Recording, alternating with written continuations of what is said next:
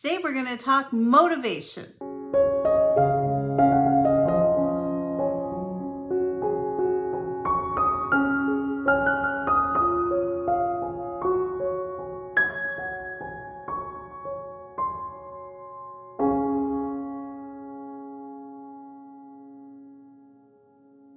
So it has been quite a journey. I have been on this weight loss plan now for almost 2 years. I started this 2 years ago in July. And I'm happy to report I am down 86.5 pounds. And I thought it would be fun today to create a thumbnail kind of wearing the same outfit of what I had on a couple of years ago, just so you could see the difference. Because I have so many people contact me and say, you just don't look like you've lost that much weight. Well, when you compare it to where I started, I think sometimes seeing you every day, it's just not as noticeable. But boy, can I ever tell. These actually are different pants. I don't have the pants that I wore a couple years ago because they were just too big to wear. So anyway, I wanted to talk to you a little bit today about how I stay motivated. So there are a lot of little tricks and things that I do, little secrets and tricks. And they're not going to be tricks and secrets anymore after today because I'm going to share some of them. Well, I'll share all of them that I can think of with you. So the first thing that I kind of figured out on this weight loss journey is that although I am dieting, this was a big, number. It was a big task to take on, losing this much weight. And I knew it wasn't going to happen overnight.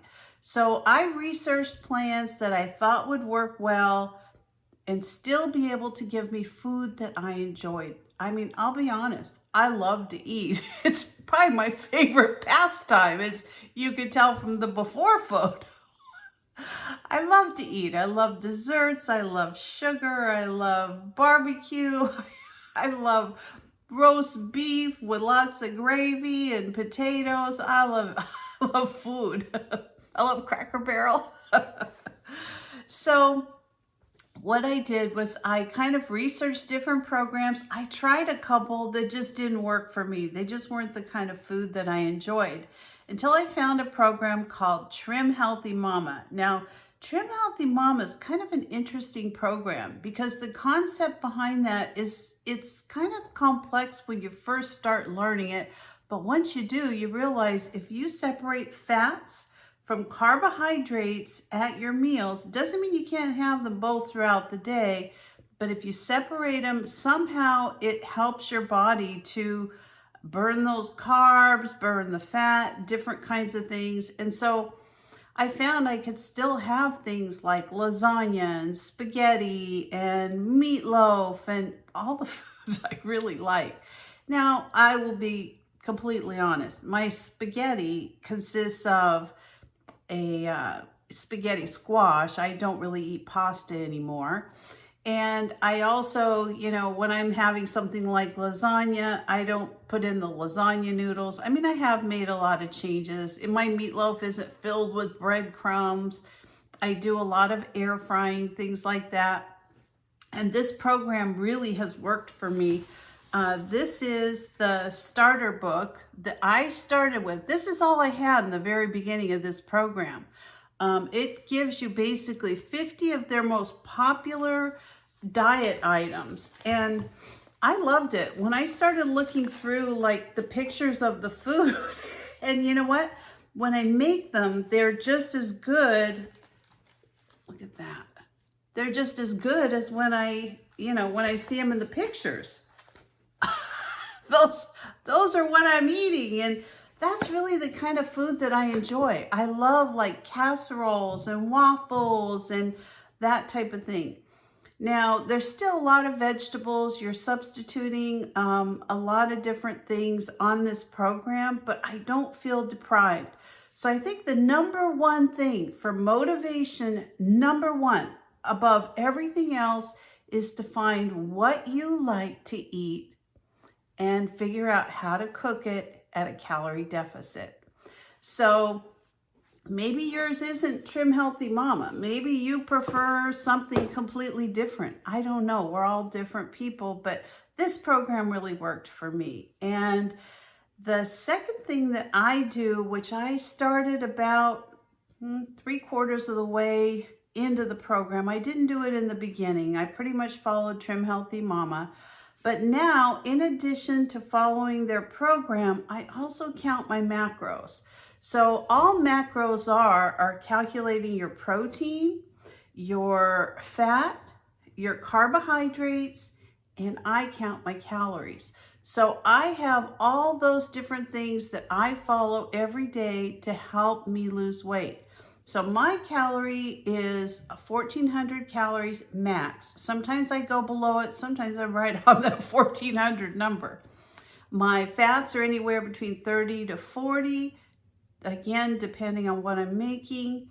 My carbs, I try to keep under 100 carbs a day, and I really focus on those carbs being something big, like vegetables, or, you can eat a lot of squash, a lot of that kind of thing for your carbs and feel full.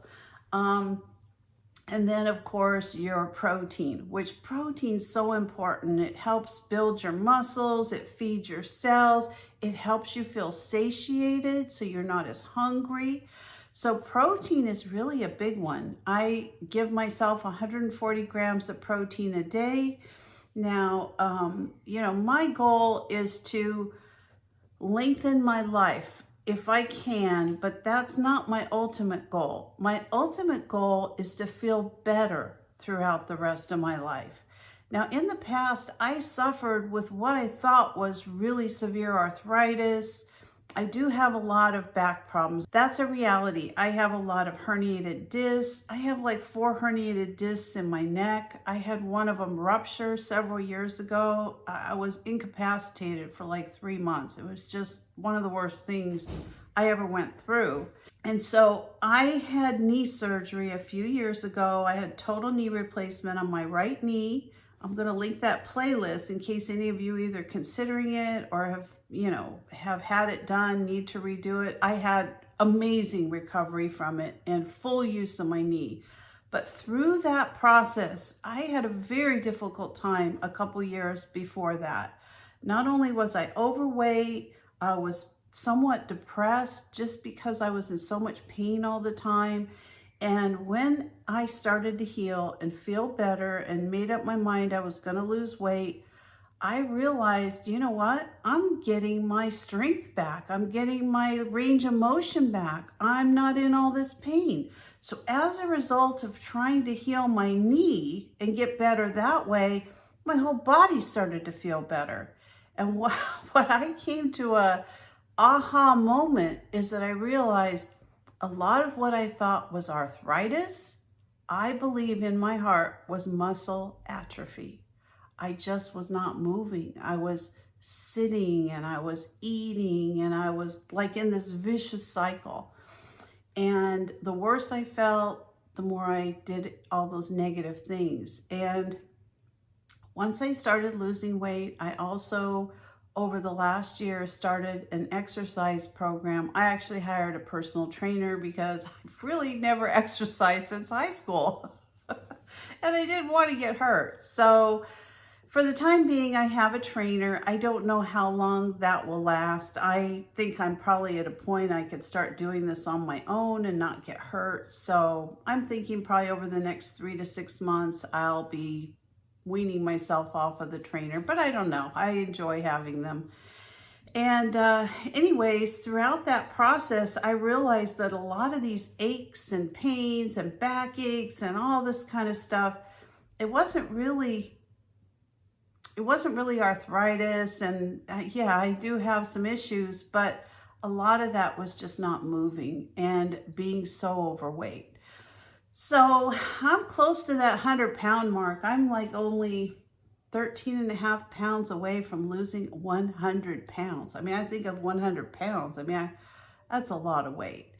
And I feel so much better. So I think eating food that you like, I think moving, making sure that you're experiencing other things besides just thinking that it's a medical issue.